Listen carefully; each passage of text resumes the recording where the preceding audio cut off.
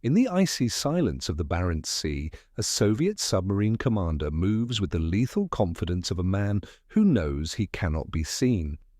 The year is 1955, and the cryptographic shield protecting his orders is mathematically perfect, a fortress of numbers that Western intelligence has failed to breach.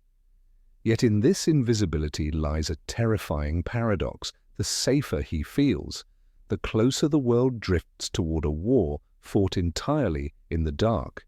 The ocean had become a vast, opaque wilderness. For the admirals sitting in the Pentagon and the strategists in Whitehall, the Atlantic was no longer just a shipping lane, but a potential kill zone of unprecedented scale.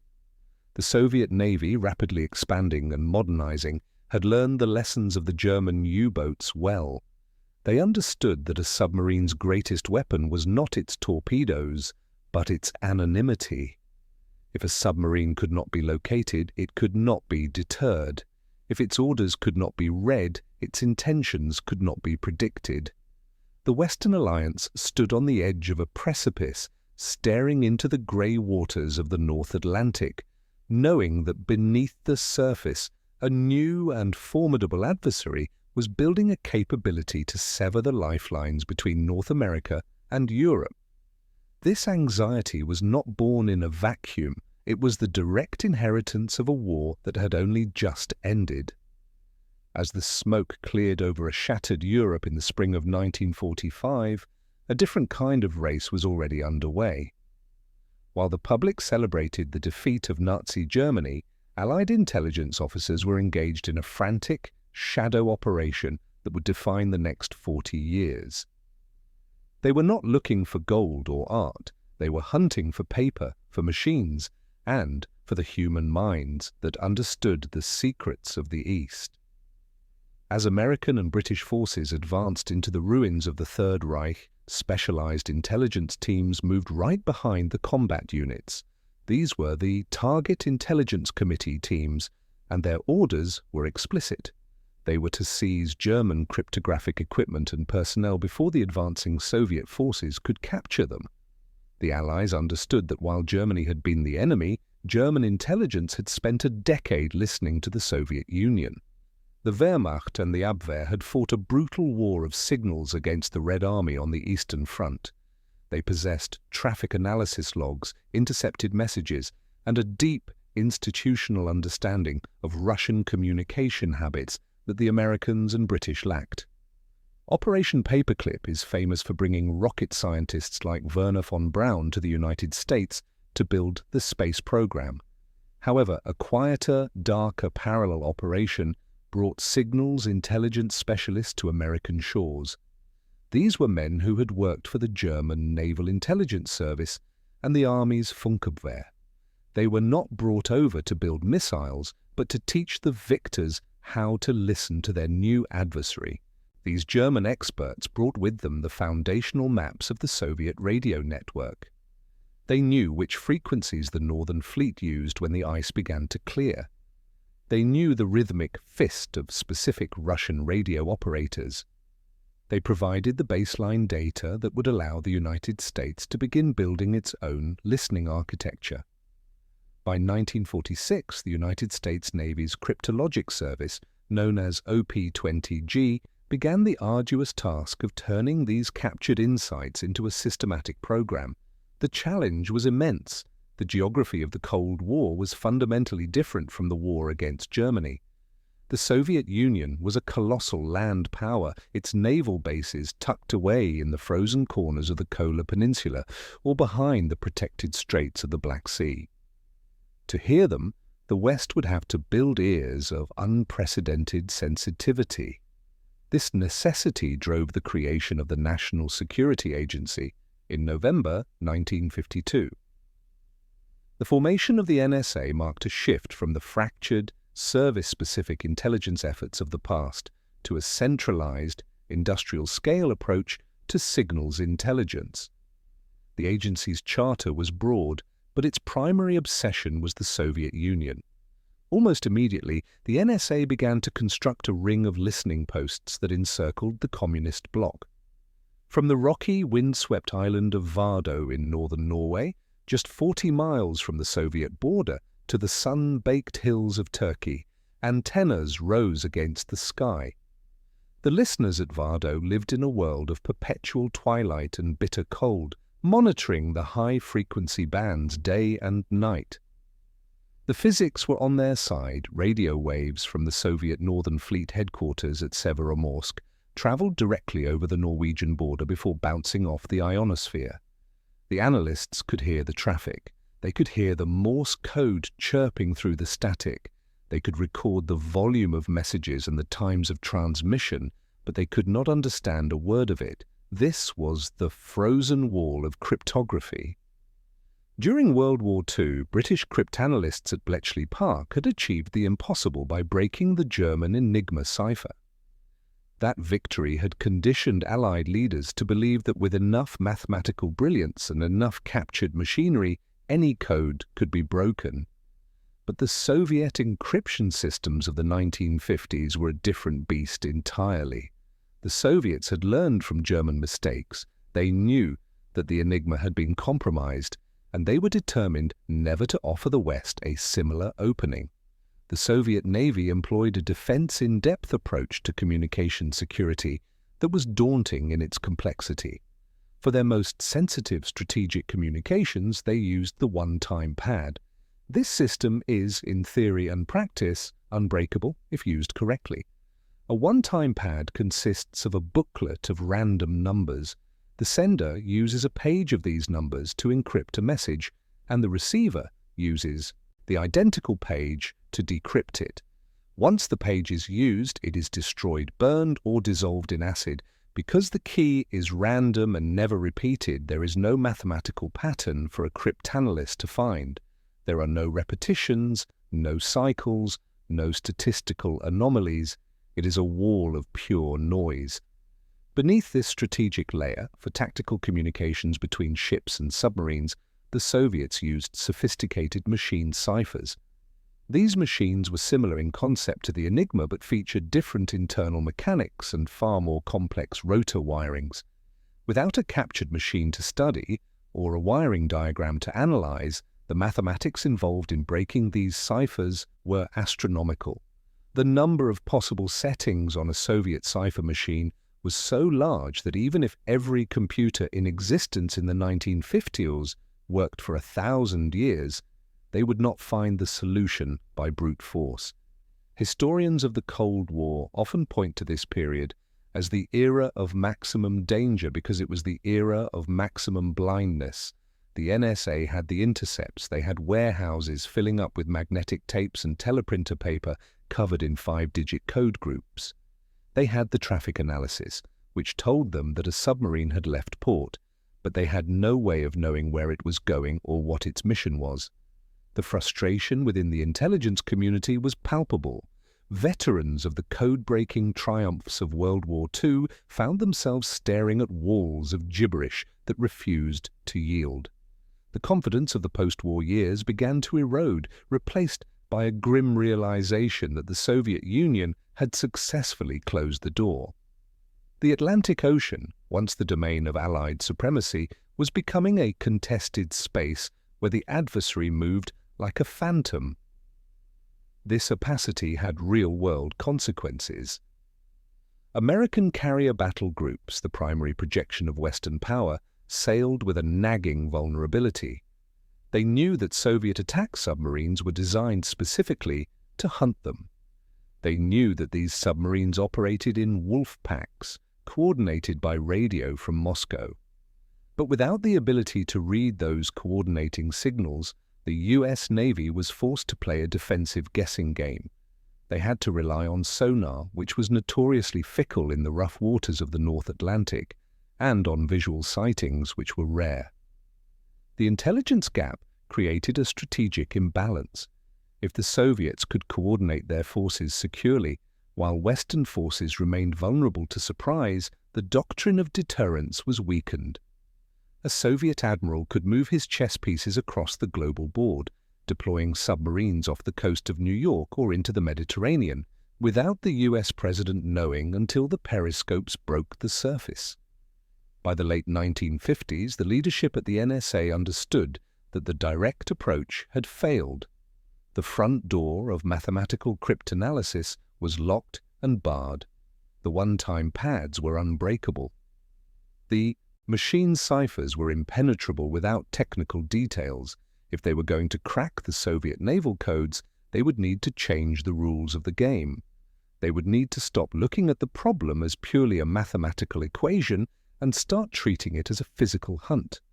The solution would not come from a single genius sitting in a room with a pencil. It would require a convergence of technologies and audacities that bordered on science fiction. It would require building the largest radio ears in human history to catch the faintest whispers of signal. It would require sending divers into the most hostile waters on Earth to physically touch the enemy's infrastructure. And it would require the betrayal of a man who walked the halls of Soviet power. But before the breakthrough could happen, the West had to build the trap. The first step was to upgrade the listening architecture from the simple antennas of the post-war years to something massive, permanent, and terrifyingly precise. The era of the small listening post was ending. The era of the elephant cage was about to begin. As the 1950s drew to a close, the strategic paralysis that had gripped Western intelligence began to give way to a new industrial determination. The realization that the mathematical front door to Soviet codes was locked did not stop the effort. Instead, it forced a shift in perspective. If the content of the messages remained out of reach, the National Security Agency would master the context. If they could not read the orders being sent to a submarine, they would learn to pinpoint exactly where that submarine was the moment it raised its antenna to receive them. This shift in strategy required a shift in architecture.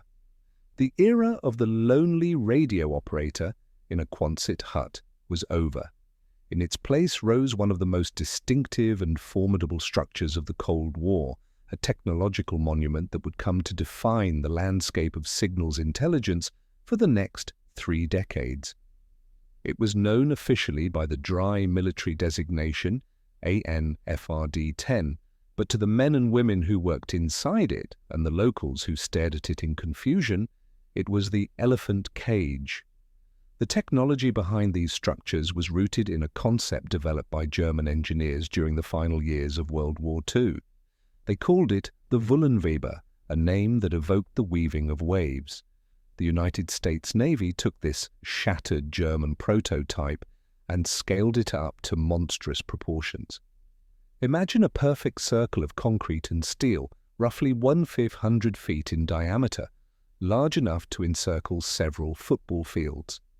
Rising from this ring were hundreds of vertical antenna elements, towering poles reaching up to 100 feet into the air, interconnected by a complex web of reflector screens. From the air, it looked like a modern Stonehenge, a brutalist geometric token stamped onto the earth.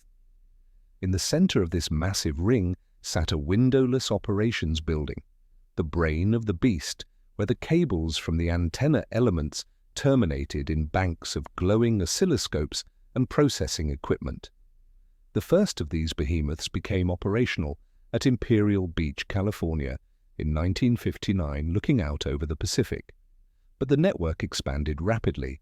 By the early 1960s, these concrete rings were rising in the mist-shrouded fields of Chicksands in England, on the flat plains near Augsburg in Germany, and on the rugged coast of Edzell in Scotland. Each location was chosen with obsessive care, calculated to catch the skip distance of high-frequency radio waves bouncing off the ionosphere from deep inside the Soviet Union. The Wullenweber represented a quantum leap in the science of radio direction finding, or RDF. In the past, locating a transmitter required a process of triangulation that was slow and often inaccurate. An operator in Norway might hear a signal, and an operator in Britain might hear the same signal. They would compare the bearings, draw lines on a map, and hope the lines crossed somewhere near the target. But radio waves are fickle. They bend and distort as they travel through the atmosphere. The fix from traditional triangulation was often a smudge on the map covering hundreds of miles. A submarine could be anywhere within that area. The Wullenweber changed the physics of the hunt. Because of its massive size and the circular arrangement of its elements, the array could electronically spin its focus 360 degrees in a fraction of a second. It didn't just hear a signal, it dissected the wave front.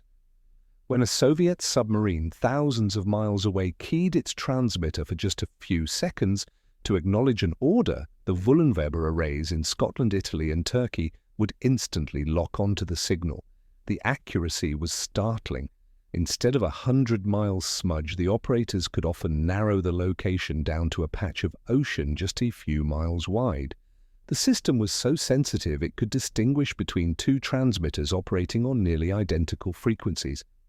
It provided what intelligence professionals call time difference of arrival precision. At the RAF Edzell base in Scotland, situated between the Grampian Mountains and the North Sea, the Wullenweber array became a silent sentinel against the Soviet Northern Fleet. The location was bleak and wind-battered, but electromagnetically it was perfect. The radio waves from the Barents Sea travelled over the pole and rained down onto the Scottish coast with remarkable clarity. Inside the operations building, young naval technicians sat in rows, their faces illuminated by the green sweep of cathode ray tubes. They lived in a world of spectral lines and static bursts. The workflow was relentless. A blip would appear on the screen, a burst of encrypted Morse code or a high-speed machine transmission. The operator would spin a cursor to match the peak of the signal, recording the precise bearing. Simultaneously, teletype machines would chatter, linking the Scottish station with its sister stations in the global network. Flash messages would crisscross the Atlantic, coordinating the bearings. Within minutes, a plot was generated. This capability did not crack the codes, but it stripped away the Soviet Navy's physical anonymity. American admirals began to build a dynamic map of the ocean. They could see the commuter traffic of Soviet submarines leaving their bases in the Kola Peninsula. They could track the flotillas moving into the Mediterranean. They could see the density of signals shifting from one theater to another, indicating a major exercise or a strategic redeployment. The elephant cages also acted as massive vacuum cleaners for raw data. While the direction-finding operators were fixing the location, the intercept operators were recording the content. Every dot and dash, every squawk of the encrypted teleprinter was captured on magnetic tape. These tapes were boxed up and flown by courier to the NSA headquarters at Fort Meade, Maryland. There they joined the growing archive of unread mail, millions of messages that the West possessed but could not understand. This accumulation of data allowed for a discipline known as traffic analysis to flourish. Even without reading the words, analysts could derive immense amounts of intelligence from the metadata of the communications. They studied the unique call signs of the ships. They noticed that a specific headquarters transmitter would only broadcast on certain frequencies when a nuclear-armed submarine was patrolling. They mapped the hierarchy of the Soviet Navy by observing who spoke to whom and who remained silent. For example, if the commander of the Northern Fleet suddenly began transmitting high-priority messages to a specific call sign located in the mid-Atlantic, and that call sign had been silent for 2 weeks, analysts could deduce that a ballistic missile submarine was on station and receiving new targeting data or operational orders. The code remained unbroken, but the intent was becoming visible. However, the Wullenweber network had limits. It could tell you where the enemy was. It could tell you who he was talking to. It could tell you how urgent the conversation was, but it could not tell you what was being said. It could not reveal the specific dive depth ordered for the maneuver. It could not reveal the target of the torpedo drill. It could not reveal the political instructions from the Kremlin to the captain. The wall of encryption remained. The one-time pad was still a mathematical abyss. The machine ciphers were still black boxes. The Americans knew that the Soviets were discussing their most sensitive secrets on underwater cables and via short-range radio signals that barely left the Soviet coastline, signals that even the massive ears in Scotland and Turkey couldn't catch. To bridge this final gap, the United States Navy would have to move from passive listening to active intrusion. The Wullenweber arrays were safe, sitting on sovereign Allied soil, protected by fences and guards, but the next phase of the operation would require leaving that safety behind. It would require going to the enemy's doorstep, into the freezing territorial waters that the Soviet Union claimed as its own. The idea was audacious, bordering on the suicidal. Intelligence reports had hinted that the Soviet Navy, confident in the security of its home waters, used underwater cables to connect its major bases. These cables ran along the ocean floor, linking the mainland to the submarine pens on the Kamchatka Peninsula. Because these cables were wired connections, not radio broadcasts, the Soviets believed they were immune to interception. They believed that to tap a wire, you had to physically touch it, and no American vessel could possibly get close enough to the Soviet coast to do that without being detected and destroyed. The logic was sound. The Sea of Okhotsk, a vast ice-choked body of water between the Russian mainland and the Kamchatka Peninsula, was essentially a Soviet lake. It was heavily patrolled by surface ships and aircraft. The acoustic sensors on the seabed were tuned to detect the slightest anomaly. To enter that water was an act of war, but the NSA and the Office of Naval Intelligence had found a potential key. They didn't need a new radio, they needed a ship that could turn into a ghost. They needed a submarine that could dive deeper than any standard military vessel, hover motionless in the black currents, and deploy divers to work in freezing darkness on the ocean floor. As the 1960s progressed, while the concrete rings of the Wullenweber network swept the horizons, a different kind of project was taking shape in the shipyards of California. It involved a peculiar, older submarine named the USS Halibut.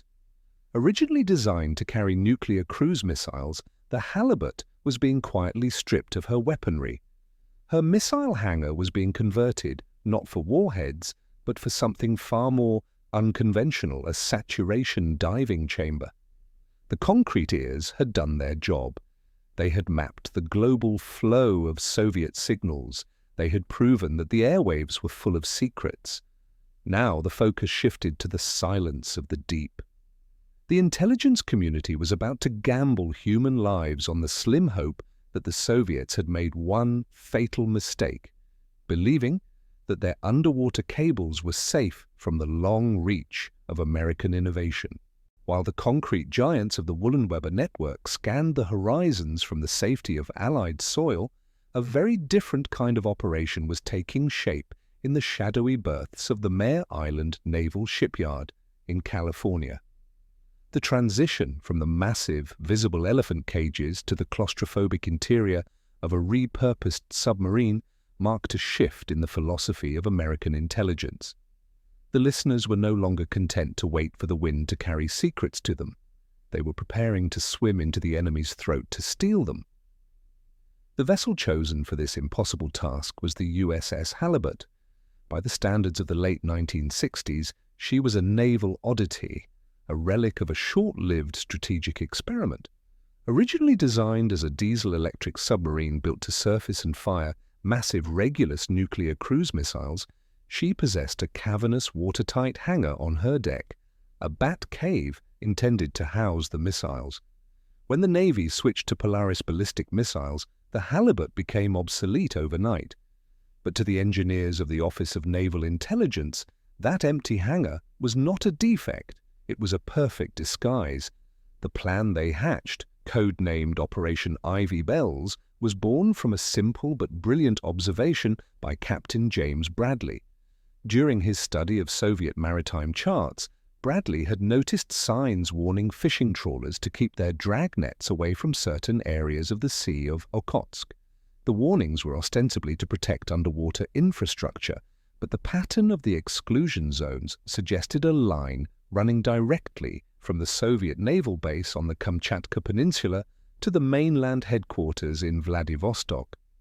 Bradley realized the Soviets weren't protecting a pipeline, they were protecting a communications cable, and because the Sea of Okhotsk was deep inside Soviet territorial waters, a veritable fortress of ice and patrols, Moscow assumed the cable was untouchable. They believed no adversary could get close enough to tap it without being detected. The halibut was refitted to prove them wrong. The missile hangar was converted into a habitat for saturation divers, a team of elite underwater specialists who would live for weeks at pressures equivalent to the ocean floor. The submarine was equipped with maneuvering thrusters that allowed it to hover motionless in the current, defying the standard laws of buoyancy that usually required a sub to keep moving to maintain depth. It also carried a specialized remote-controlled camera sled dragged behind the ship like a mechanical bloodhound, designed to scour the muddy bottom for the telltale shape of a cable. In October 1971, the halibut slipped out of port and turned her bow toward the most hostile waters on Earth. The journey into the Sea of Okhotsk was a passage into the lion's den. This was not the open Atlantic where a submarine could disappear into the depths. This was a shallow, enclosed sea, rigorously patrolled by the Soviet Navy. Above the surface, Soviet destroyers and anti-submarine warfare aircraft conducted constant sweeps. Below the surface, acoustic sensors listened for the screw beats of intruders. The tension inside the boat was suffocating. The crew operated under ultra-quiet protocols for days on end. Men walked in stocking feet, tools were laid down on rubber mats, voices were kept to a whisper. The submarine moved at a crawl, creeping over the continental shelf, navigating blindly through canyons of rock and ice. They were essentially breaking into a house while the owners were sitting in the living room, trying to steal the phone line without anyone noticing. When they reached the target area, the search began. For days, the halibut trolled the darkness, dragging its camera sled, searching for a cable just a few inches thick in millions of square miles of nothingness.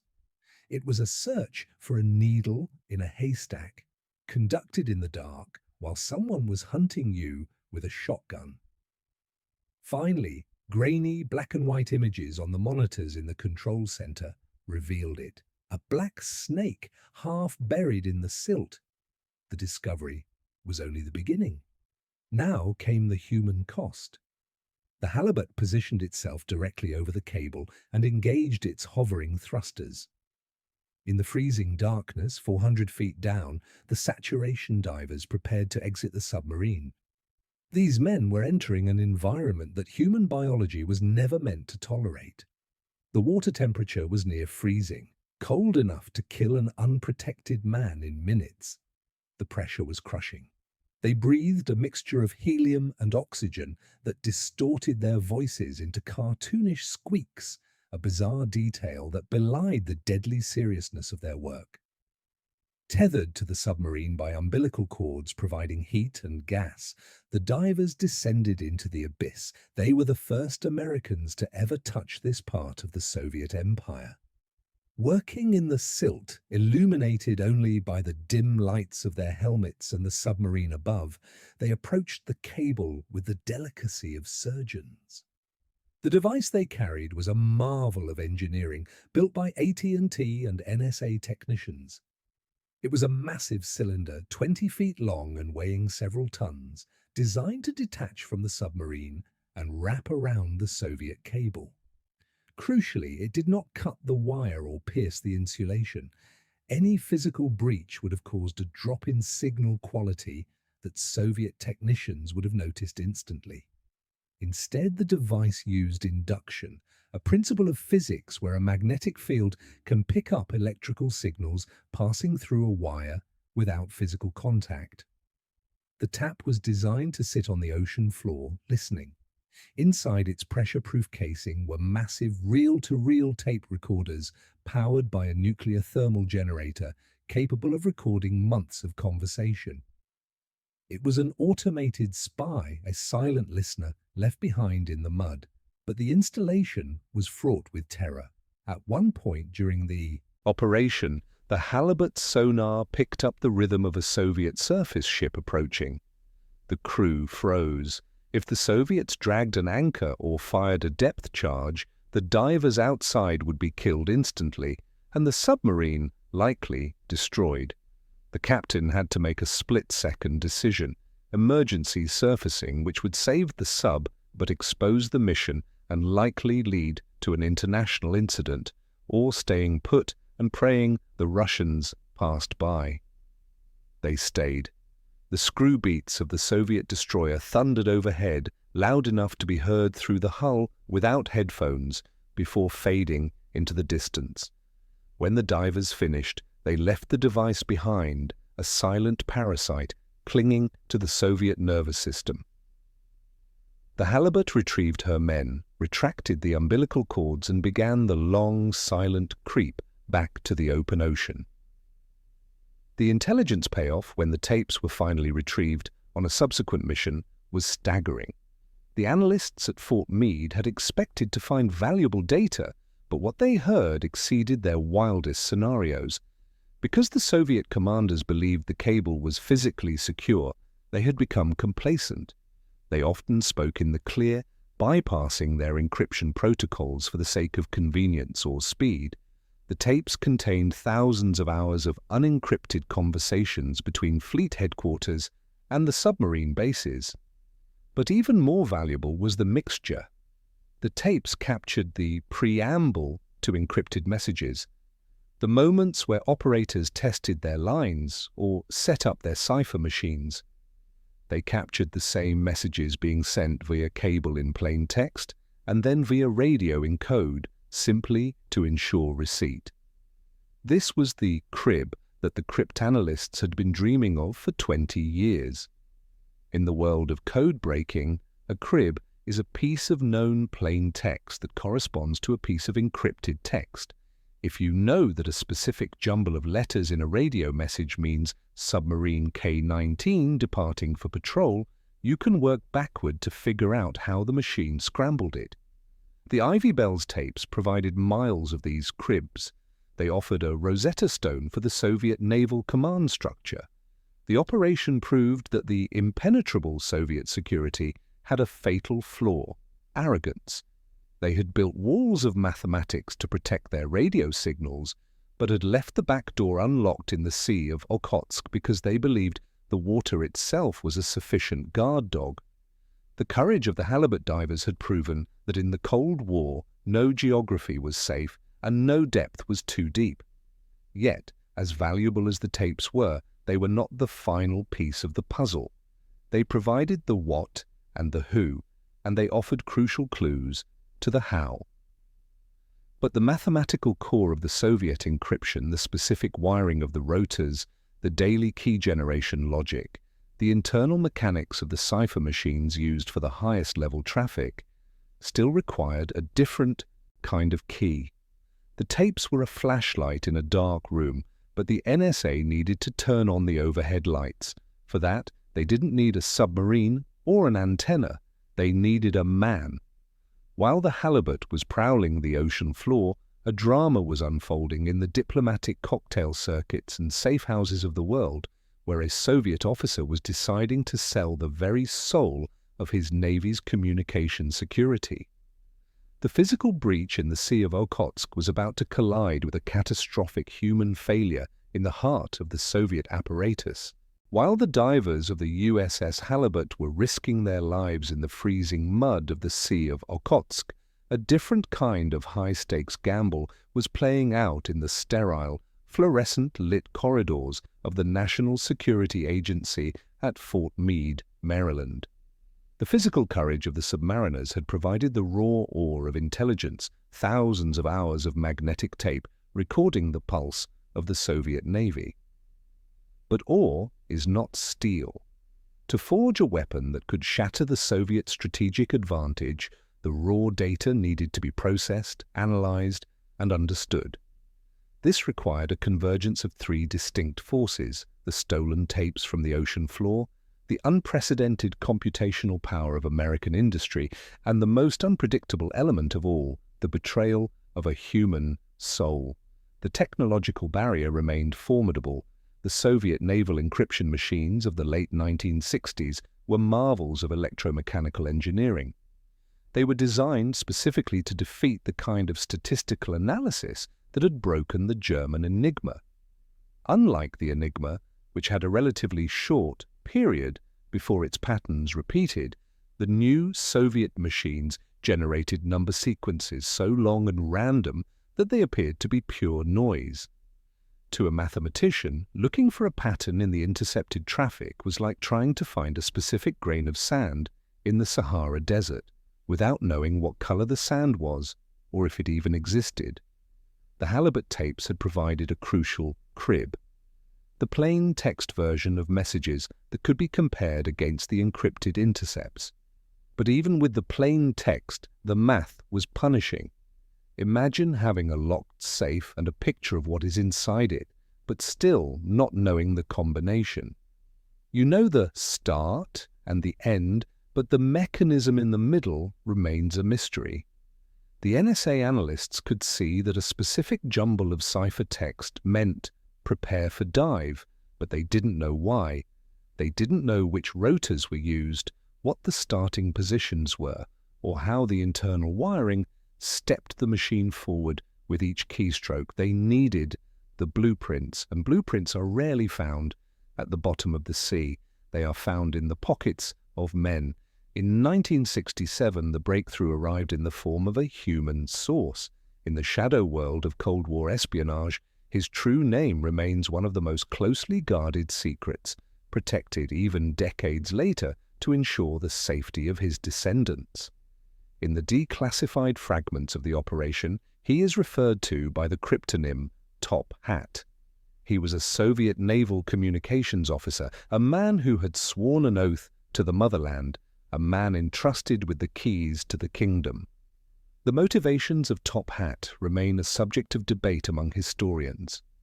Was it an ideological disillusionment with the Soviet system? Was it a personal vendetta against a superior? Or was it the classic entanglement of avarice and ego? The why mattered less than the what. Through a series of clandestine meetings, dead drops in parks, brush passes on crowded streets, or nervous exchanges in safe houses, Top Hat handed over the technical anatomy of the Soviet Navy's nervous system. He did not provide a magic key that would unlock every message forever. That is a movie trope, not reality. Instead, he provided something far more dangerous, understanding. He delivered technical manuals describing the internal wiring of the encryption machines. He explained the key management procedures, the complex bureaucratic rules by which the daily settings were generated and distributed to the fleet. He revealed the human vulnerabilities in the system, the shortcuts that tired radio operators took at 3 a.m. when they thought no one was listening. This intelligence was the missing link. It transformed the problem from an impossible abstract puzzle into a solvable engineering challenge. The NSA now possessed the wiring diagram of the machine. They knew how it worked. They knew that if the operator pressed the letter A, the electrical current passed through a specific series of rotors, hit a reflector, and came back as the letter Z, provided the machine was set to the correct daily key. The challenge was no longer, how does this machine work? It was, what is the setting for today? To answer that question, the NSA turned to the third pillar of the breakthrough, brute force computing. The late 1960s was the golden age of the mainframe, and the basement levels of Fort Meade housed the most powerful concentration of computing power on the planet. These were the days of the IBM Harvest system and the early Control Data Corporation supercomputers, massive, heat-generating beasts that filled entire rooms, their tape drives spinning in jerky, hypnotic rhythms. The atmosphere in these computer halls was industrial. The air was chilled to protect the delicate transistors, yet it smelled of ozone and hot electronics. The noise was a constant, high-pitched drone of cooling fans and the clatter of teleprinters. Here, the cribs from the halibut met the logic from Top Hat. The process was a relentless grinding attack known as a known plain text attack. The computers were fed the plain text obtained from the underwater cable taps. They were then fed the encrypted version of the exact same message intercepted by the Wullenweber antennas. Then, using the wiring diagrams provided by Top Hat, the computers would run millions of simulations. They would electronically spin the virtual rotors of the Soviet machine, trying every possible combination of settings until they found the one that turned the plain text into the ciphertext. It was a reverse engineering of reality. The computer would guess a setting, encrypt the message, compare it to the intercept, see it didn't match, and try again. It did this thousands of times a second, click, fail, click, fail, click, fail. For months, the process yielded nothing but frustration. The Soviet keys were changed daily, sometimes hourly, for high-priority circuits. The search space was simply too vast. But the analysts were persistent. They began to notice patterns, subtle deviations that Top Hat had hinted at. They realized that Soviet operators, being human, were not generating truly random numbers for their keys. They were using predictable sequences based on dates or keyboard patterns or simple, lazy repetition. The human factor was the vulnerability. A tired sailor on a destroyer in the Barents Sea might reuse a key from the previous week to save time. A headquarters operator might start his message with a standardized greeting that provided a predictable block of text. These tiny slivers of predictability narrowed the search field for the computers. Throughout the winter of 1967 and into early 1968, the gap began to close. The depth of the solution increased. The analysts weren't just solving single messages anymore. They were recovering the daily keys for entire networks. They built a database of Soviet habits. They knew that the Northern Fleet used a specific variant of the cipher. They knew that the Black Sea Fleet was often lax in its security procedures. The tension within the NSA was palpable. The analysts worked in shifts, 24 hours a day, their eyes red from staring at green phosphor screens and printouts of hexadecimal code. They knew they were close. The busts, the moments where a decrypted message suddenly became readable Russian text, were becoming more frequent. But a bust is not a break. A bust is reading a single letter found on the street. A break is having the postman deliver the mail directly to your desk every morning. The goal was not to read yesterday's news, it was to read today's orders. They needed to reach the point of real-time decryption, where the computer could find the key faster than the Soviet admiral could issue the order. By February 1968, the system was primed. The supercomputers had been optimized with new algorithms designed specifically for the Soviet naval problem. The library of cribs from the halibut had grown to include the latest operational codes. The insights from Top Hat had been fully integrated into the attack logic. The pieces were all on the board. The physical tap in the Sea of Okhotsk was the ear. The Wullenweber arrays were the eyes, Top Hat was the guide, and the supercomputers were the brain. All that was needed was the spark, the specific transmission that would align all the variables and allow the machine to catch up with the moment. The world outside Fort Meade was in turmoil. The Vietnam War was raging. The Tet Offensive had just shocked the American public. The Cold War was heating up in the Middle East and Central Europe. The pressure to know what the Soviets were doing was immense. The admirals in the Pentagon were demanding answers. Where are their submarines? What are they planning? The analysts at Fort Meade knew that the answer lay in the spinning tapes of the IBM Harvest. They were trying to solve a riddle that changed every 24 hours.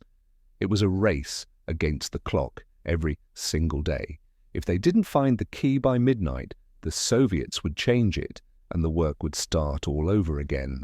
But the curve of progress was undeniable. The time to solution was dropping. In 1966, it might have taken 3 months to break a single day's traffic.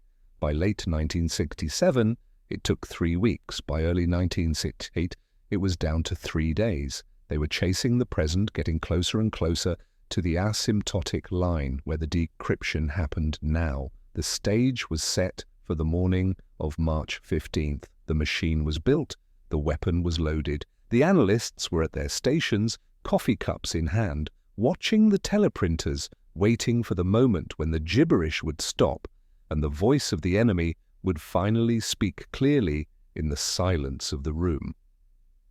The long inheritance of the war, from the frozen ruins of Germany to the ocean floor of the Pacific, was about to culminate in a single line of text that would change the world. The monsters attacked the group of hunters and the circle kept getting smaller. There was nowhere to retreat. A folder marked with a specific color code, often referred to in later folklore as red stripe or gamma, indicating intelligence of such sensitivity that its mishandling could lead to treason charges. The room, usually a low murmur of activity, descends into a hyper-focused silence. More messages are coming through. The computer has found the daily key. It is unlocking the traffic, not just for one submarine, but for the entire tactical network. Suddenly the screen is filling with the private thoughts of the Soviet Navy. Supply requests, position reports, engine status updates, and targeting orders. The entire hidden life of the adversary is spilling out onto the floor of a basement in Maryland. The intelligence moves up the chain of command with unprecedented speed. By noon, the folder is in a courier bag, handcuffed to the wrist of an officer, moving toward the Pentagon. Admiral Thomas Moorer, the Chief of Naval Operations, is a man accustomed to operating in the fog of war. His job is to make decisions based on probabilities, to guess where the enemy might be, to allocate limited resources against infinite threats. When the briefing officer enters his inner sanctum that afternoon, the mood is grave. The officer places the folder on the heavy wooden desk and opens it. Moorer reads the transcripts. He looks at the timestamps. He looks at the map on his wall, where intelligence officers usually place estimated markers for Soviet submarines, markers that represent best guesses based on sonar contacts and intuition. Then he looks back at the paper. The paper has the exact coordinates, it has the dive depth, it has the captain's intentions. The implications are staggering. For 20 years, the US Navy has sailed with one hand tied behind its back, straining to hear the faint screw beats of Soviet submarines in the vastness of the Atlantic. Now suddenly someone has turned on the lights. The ocean, which had been a dark forest of potential ambushes, has become transparent. "We can read their mail," Moorer reportedly says, or words to that effect. It is a statement of profound strategic vertigo. If the US Navy knows exactly where the Soviet submarines are, the threat of a surprise attack evaporates.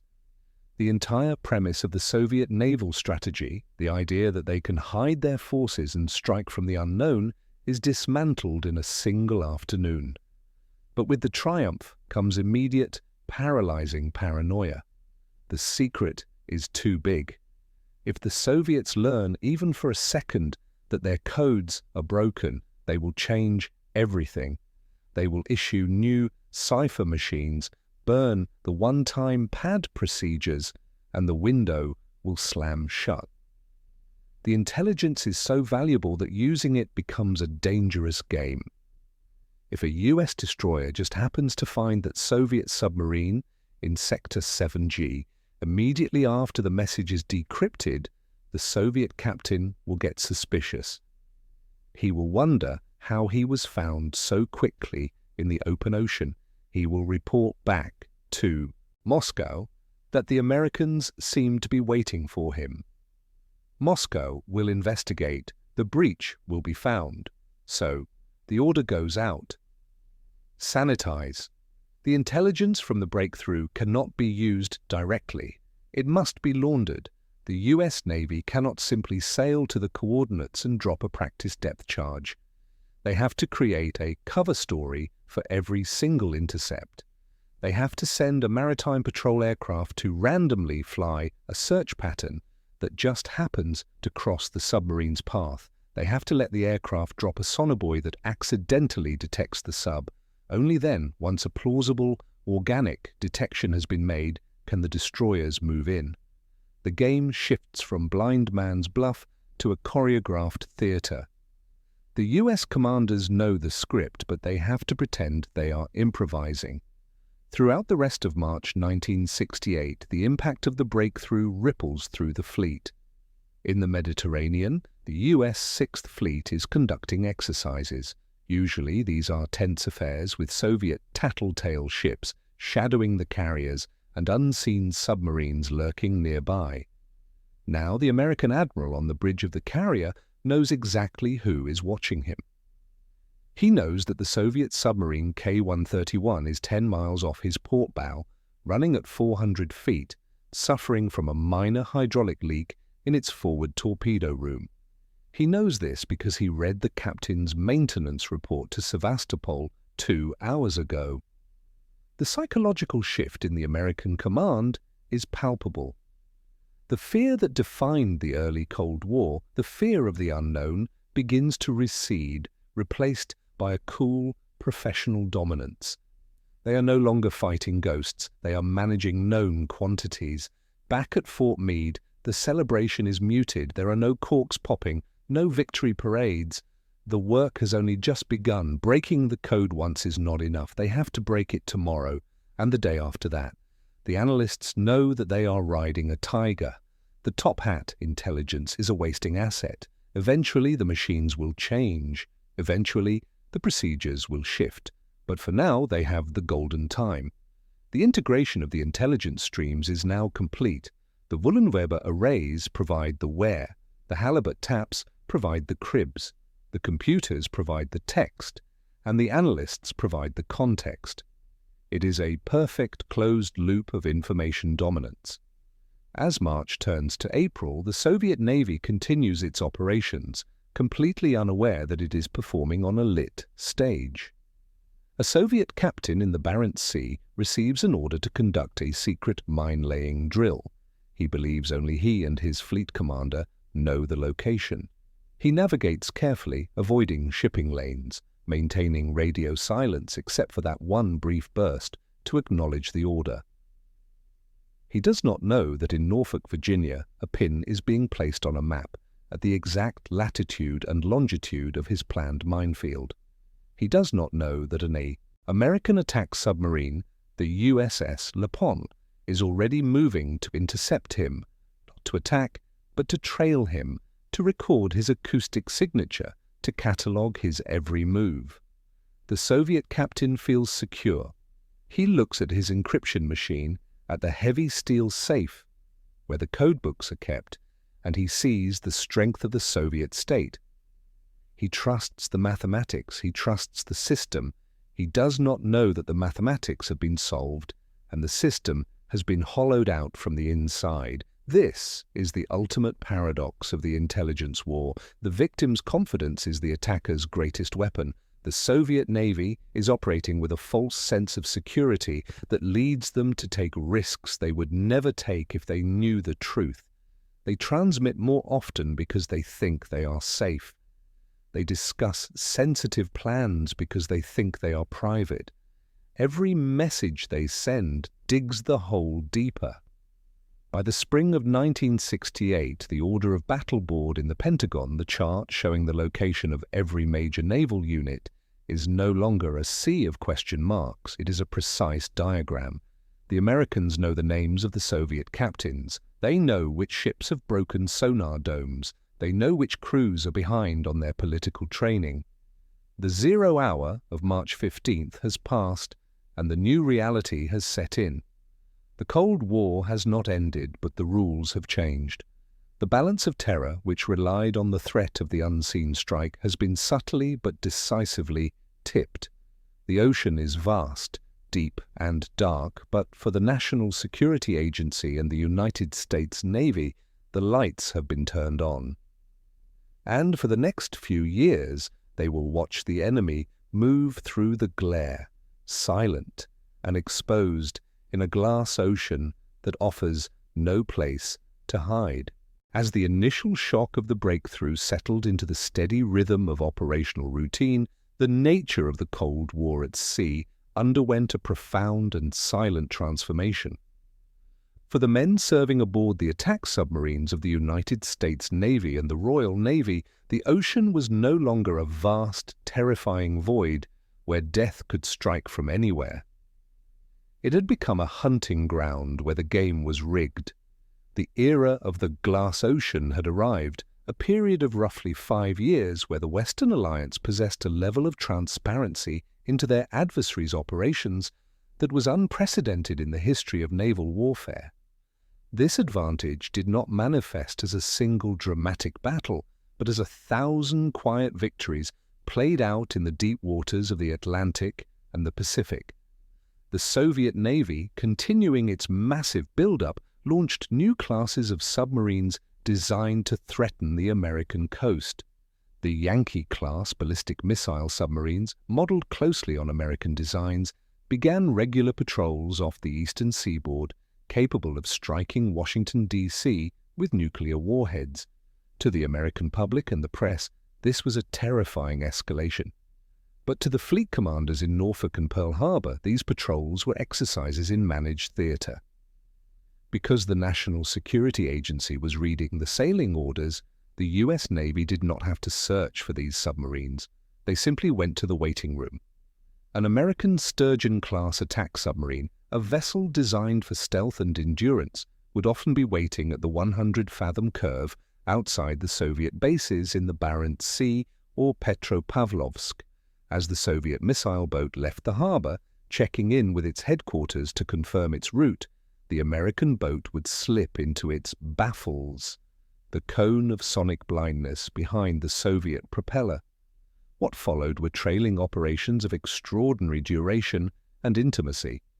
In one legendary instance, the USS Lapon, commanded by Commander Chester Whitey Mack, picked up a Soviet Yankee-class submarine in the Norwegian Sea and trailed it for 47 days. The American crew lived in the Soviet captain's shadow. They listened to the Soviet crew banging pots in the galley. They heard the mechanical transients of the pumps. They knew the rhythm of the watch changes. They knew exactly where the Soviet boat was going because they had read the same orders the Soviet captain held in his safe. The psychological dominance was absolute. When the Soviet submarine turned to check for followers, a maneuver known as clearing the baffles, the American captain, alerted by the subtle changes in the Soviet engine lineup or by intelligence on standard Soviet procedures, would drift silently out of the way, letting the Russian sonar ping into empty water before slipping back into position. The Soviet captain would report to Moscow that he was undetected, a message that NSA analysts would read with grim satisfaction. Hours later, this period marked the height of the hold down. Soviet submarines, which relied on secrecy for survival, were effectively neutralized before they could ever fire a shot. If the Cold War had turned hot during these years, the majority of the Soviet ballistic missile fleet would likely have been destroyed within hours of the order to fire, sunk by American shadows they never knew were there.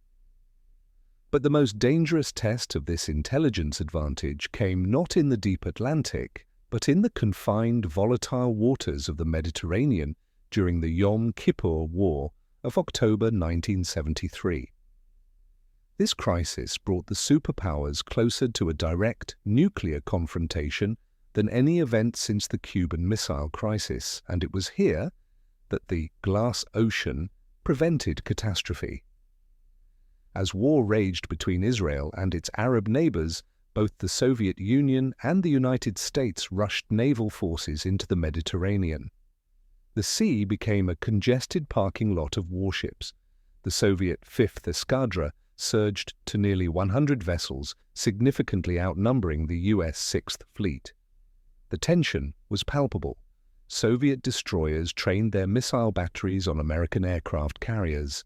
American Phantom jets screamed over Soviet formations. The airwaves were jammed with angry challenges and radar lock warnings. In the White House Situation Room, President Nixon and Secretary of State Henry Kissinger watched the board with intense anxiety. The Soviet leader, Leonid Brezhnev, was threatening to intervene unilaterally with airborne troops. The United States responded by raising its nuclear alert level to DEFCON 3. The world held its breath. However, beneath the public posturing, the United States possessed a secret stabilizer. Admiral Daniel Murphy, commander of the 6th Fleet, was not guessing at Soviet intentions. He was reading them. Through the NSA's decrypts relayed to his flagship with the highest priority, he knew exactly what orders the Soviet captains were receiving from Moscow. He knew which Soviet ships were actually targeting his carriers and which were merely posturing. He knew that despite the aggressive maneuvers of the Soviet surface ships, their submarines had not been ordered to final launch positions. He knew that the bluster on the radio was often contradicted by the caution in the encrypted channels. This knowledge allowed the United States to calibrate its response with surgical precision.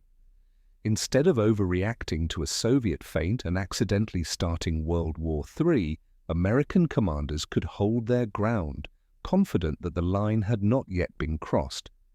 They could distinguish between performative aggression and actual pre-combat maneuvering. Historians of the crisis later noted that the Soviet commanders were baffled by the American behavior. The US ships moved with an uncanny assurance, repositioning themselves to neutralize threats that the Soviets had not yet fully deployed. When a Soviet cruise missile submarine prepared to change sectors to get a better firing solution on the USS Independence, an American destroyer would casually drift into the exact path needed to block the maneuver, almost as if they had read the script. They had read the script. The transparency of the ocean stripped away the danger of miscalculation. The United States did not have to blink because it knew the gun pointed at its head wasn't loaded, or at least that the safety catch was still on. Yet maintaining this advantage exacted a terrible toll on the men inside the circle of knowledge. The burden of the secret was crushing. For the intelligence officers and the submarine captains, the cognitive dissonance of the glass ocean was a constant source of stress. They were living in two realities: the public reality, where the Soviet Navy was a fearsome, unpredictable giant, and the classified reality, where the giant was stumbling around blindfolded. The need to protect the source, the sanitization process, became a bureaucratic nightmare that ate away at the soul of the operations. Every time a commander wanted to act on the intelligence, he had to invent a lie to explain why.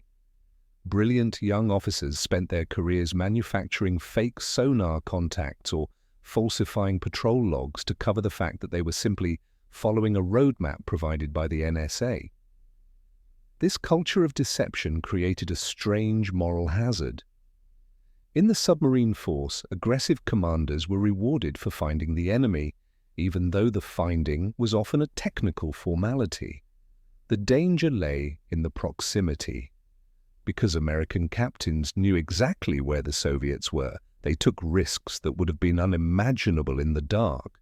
They brought their 4,000-ton steel tubes within yards of Soviet hulls, playing a game of chicken in the pitch blackness of the ocean depths. There were collisions. In the Barents Sea, in the Mediterranean, and off the coast of Scotland, American and Soviet submarines bumped in the dark. These incidents were hushed up, classified as engineering casualties or ice damage. But the men on board knew the truth. They were getting too close because they thought they were omniscient. They were intoxicated by the intelligence. The stress rippled back to the shore. At Fort Meade and the remote listening posts, the analysts worked under the crushing pressure of perfection. They knew that a single missed message, A single failure to decrypt an order in time could mean the difference between a submarine crew coming home or disappearing forever. The burnout rate was high. Men developed ulcers, drank too much, and destroyed their marriages, haunted by the responsibility of being the eyes for a blind fleet. And deep within the Soviet system, a vague, formless suspicion began to take root. The Soviet admirals were not stupid. They saw the pattern of American luck. They saw that their submarines were being detected at impossible ranges. They saw that their exercises were being countered before they even began. They did not know about the halibut tapping their cables. They did not know about the Wullenweber array's precision. They did not know that their own encryption machines had been compromised by a traitor. But they knew something was wrong. By 1973, the first subtle signs of change began to appear in the intercepts. The Soviet Navy began to tighten its communications discipline. The chatty operators who used to discuss family problems over the airwaves were silenced. The volume of message traffic on the vulnerable circuits began to drop. New procedures were introduced for the distribution of the one-time pads. The NSA analysts, sensitive to the slightest shift in the electromagnetic ecosystem, felt the chill. The golden time was beginning to fade. The enemy was evolving. The clear window into the Soviet soul was starting to fog over. It was not a sudden slam of the door, but a gradual erosion of clarity. The decryption times, which had been measured in minutes, began to stretch into hours. The cribs that had worked for 5 years started to fail. The United States had enjoyed a historic run of dominance, a period where they effectively owned the decision loop of their adversary. But in the world of signals intelligence, no advantage lasts forever. The pendulum was swinging back. And unknown to the exhausted analysts at Fort Meade, a new threat was emerging. Not from the Soviet laboratories, but from within the US Navy itself. While the NSA was celebrating its mastery of the Soviet codes, a warrant officer named John Walker was walking into the Soviet embassy in Washington, D.C., carrying a different set of keys. The Americans had broken the Soviet door down, but they had forgotten to lock their own. The tragedy of the coming years would not be a failure of technology, but a failure of loyalty, bringing the era of the glass ocean to a shattering end. The end of the glass ocean did not come with a bang. There was no single catastrophic failure, no sudden explosion at a listening post, and no dramatic announcement from the Kremlin. Instead, the era of total transparency ended the way it began, in silence, driven by the invisible currents of betrayal and the relentless march of technology. The United States Navy had enjoyed a 6-year holiday from history, a period where they played poker while seeing the other man's cards. But in the world of intelligence, no advantage is permanent. The pendulum was already swinging back, weighted down by one of the most damaging espionage rings in American history. While the NSA analysts at Fort Meade were reading the deepest secrets of the Soviet Navy, a warrant officer named John Walker was dismantling the security of the United States Navy from the inside. Walker, a communications specialist with a mountain of debt and a fractured moral compass, had walked into the Soviet embassy in Washington, D.C. in late 1967, ironically, almost the exact same moment the NSA was achieving its breakthrough against the Soviets. For the next 17 years, Walker provided Moscow with the keys to the American cryptographic kingdom, technical manuals, daily key lists, and detailed information on the logic of US cipher machines. The damage Walker caused was reciprocal. While he did not explicitly tell the Soviets, the Americans are reading your naval codes, because he didn't know that specific fact, his information terrified the Soviet leadership. By reading the internal communications of the US Navy, Soviet intelligence officers began to realize the sheer scale of the American advantage. They saw US submarines appearing in places they shouldn't be. They saw American exercises designed to counter Soviet tactics that hadn't even been fully implemented yet. The Walker disconnect, the gap between what the Soviets thought was secure and what the Americans clearly knew, forced a massive paranoid review of Soviet security procedures. Moscow began to suspect that their own transparency was the problem. They didn't find the tap on the cable in the Sea of Okhotsk, and they didn't catch the traitor Top Hat immediately, but they understood that the system was leaking. Starting in 1974, a shadow began to creep across the illuminated map at Fort Meade. The cribs that had reliably broken the daily codes for years suddenly stopped working. The patterns in the traffic analysis shifted. The lazy habits of Soviet radio operators, which the NSA had exploited with such precision, were replaced by rigid, professional discipline. The analysts on the Soviet naval desk watched with sinking hearts as the lights went out one by one. The busts, those moments of clear text, became rare. The time to solution for decrypting a message stretched from hours to days and then to weeks. By 1975, the real-time window into the Soviet mind had largely closed. The ocean was becoming opaque again. The deep break was over. The strategic consequences of this closure were immediate. The U.S. Navy, which had grown addicted to the certainty of the glass ocean, had to relearn the art of fighting in the dark. Commanders who had built their careers on aggressive tactics, confident they knew where the enemy was, suddenly had to pull back. The buffer of safety provided by the intelligence vanished. The Cold War returned to its dangerous equilibrium, two blind giants stumbling around a dark room, armed with knives. Yet the legacy of those 6 years was enduring. The breakthrough had occurred during the most volatile period of the Cold War. It had carried the West through the invasion of Czechoslovakia, the Vietnam War era, and the Yom Kippur crisis without a direct superpower conflict. It had allowed American presidents to negotiate from a position of quiet strength, knowing they could not be bluffed.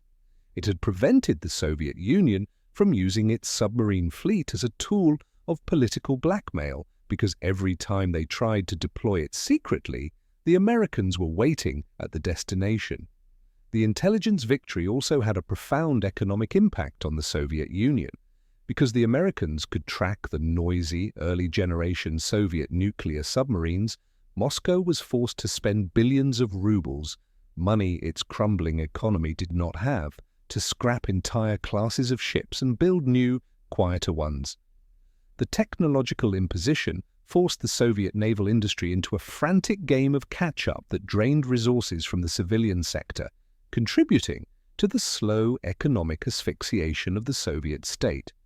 The human cost of the operation remained largely hidden until decades later. The fate of Top Hat, the source who had provided the initial keys, remains a subject of grim speculation. Like many who spied for the West during that era, he likely met a tragic end in the basements of the Lubyanka prison, his contribution known only to a handful of men in a vault in Maryland. The divers of the Halibut and the other special mission submarines that followed, the Parsh, the Seawolf, carried the physical toll of their service in silence. Decompression sickness, psychological trauma, and the haunting memories of near-death experiences under the ice were the price they paid for the country's security. It was not until the end of the Cold War in the early 1990s that the full scope of the achievement became clear to the other side. Following the collapse of the Soviet Union, American naval officers finally met their Russian counterparts in an atmosphere of cautious friendship. During these exchanges, the truth began to slip out. Russian admirals, now retired, were stunned to learn the extent of the penetration. Admiral Vladimir Chernovin, the last commander-in-chief of the Soviet Navy, wrote with bitter admiration about the realization that his fleet had been operating in a fishbowl. The mysterious failures of Soviet operations, the bad luck that had plagued their exercises, and the uncanny ability of NATO forces to be in the right place at the right time were finally explained. They hadn't been unlucky, they had been exposed. The psychological shock to the Russian naval establishment was profound. The realization that their greatest period of expansion had also been their greatest period of vulnerability.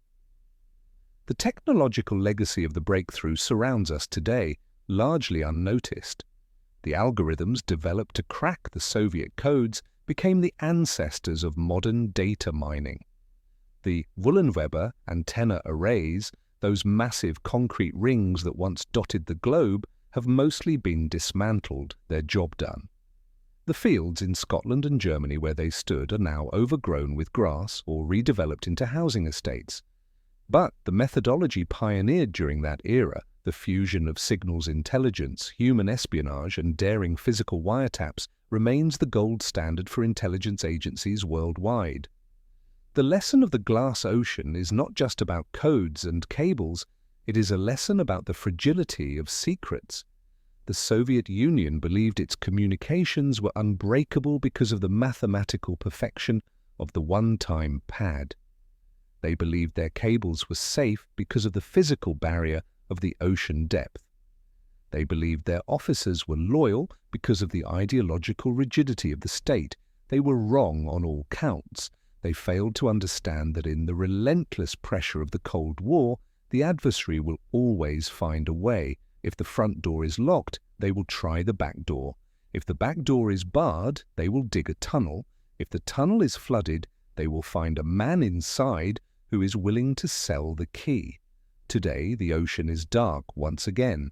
Modern encryption, based on quantum-resistant algorithms and digital complexity, has made the kind of deep break achieved in 1968 exponentially more difficult. The days of reading the enemy's operational orders in real time are likely gone, replaced by a more fragmented, chaotic intelligence picture. But the memory of that window remains a guiding star for the intelligence community.